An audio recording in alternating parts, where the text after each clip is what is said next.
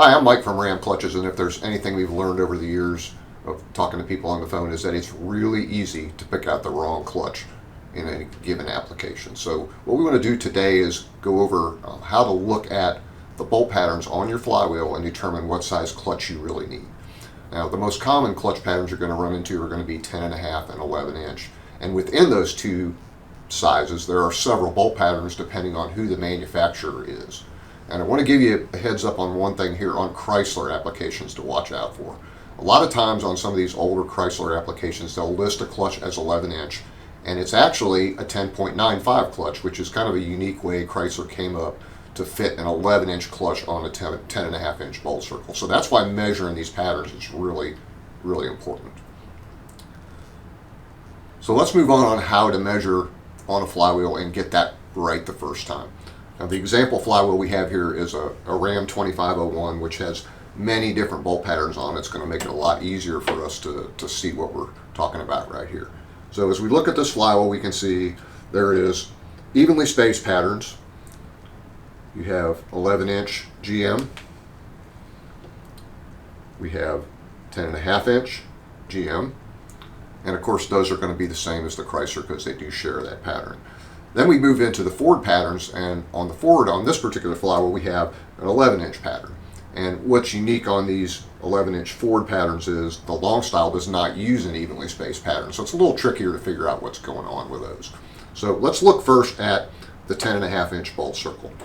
How I want to measure this is I'm going to measure from one bolt hole directly across the flywheel, straight across to the other side. And that should be a center to center measurement. Now, you're not going to get exactly right on there, but you're going to get pretty close. And as I look at this 10.5 inch pattern, I can see that the bolt circle is 11 and 5/8 inches. Now, when we move on to the 11 inch pattern, again, we're going to go across the flywheel, hole to hole.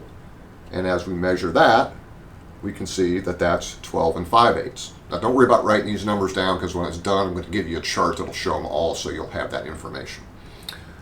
Pretty simple on those. Now, the Ford, again, I say is a little bit tricky because it's not an evenly spaced pattern. It's 3 sets of 2 holes, and there's a short side measurement and a long side. So the easiest way to determine what that bolt pattern is for the long is going to be just to measure the short side between the 2 holes. So we'll go here between these 2 holes on this 11 inch pattern.